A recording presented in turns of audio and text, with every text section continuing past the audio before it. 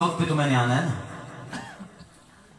وَمَا خَلَقْتُ الْجِنَّ وَالْإِنسَ إِلَّا لِيَعْبُدُونَ.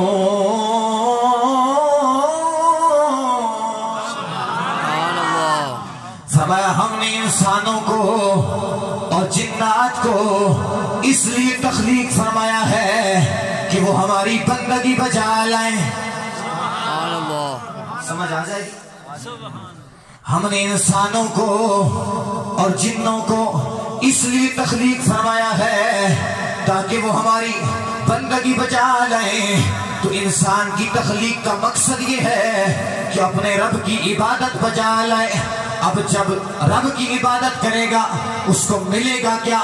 قرآن مجید کا دوسرا مقام میرا رب فرماتا ہے یا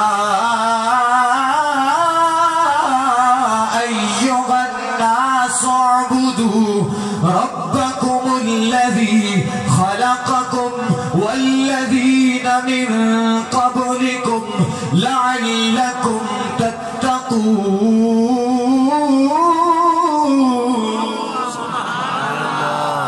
فرمایا اس خالق و مالک کی بندگی بجا لو جو تمہارا بھی خالق ہے، تمہارا بھی خالق ہے اور تم سے پہلی مخلوقات کا بھی خالق و مالک ہے.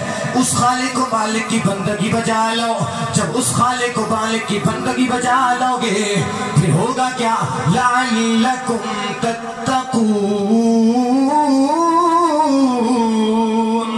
رب تمہیں تقوی جیسی عظیم دولت عطا فرما دے گا. رب تمہیں تقوی و طہارت نصیب فرما دے گا. تو اللہ کی بندگی انسان کو تقوی و طہارت عطا فرماتی ہے.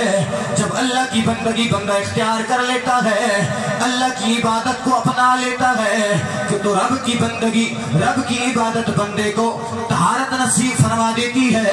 اور جب بندے کو طہارت مل جاتی ہے تو بندے کا دیکھنا پاک ہو جاتا ہے، بندے کا سننا پاک ہو جاتا ہے، بندے کا بولنا پاک ہو جاتا ہے، بندے کے جناب والا خاندگی اور خاندانی معاملات پاک ہو جاتے ہیں، بندے کے تمام تر معمولات زندگی پاک ہو جاتے ہیں، بندے کا اوڑھنا بچھونا سب پاک ہو جاتا ہے، بندے کا کھانا پینا سب پاک ہو جاتا ہے. اس لیے کہ یہ میرے رب کا وعدہ ہے، کہا جو مجھ رب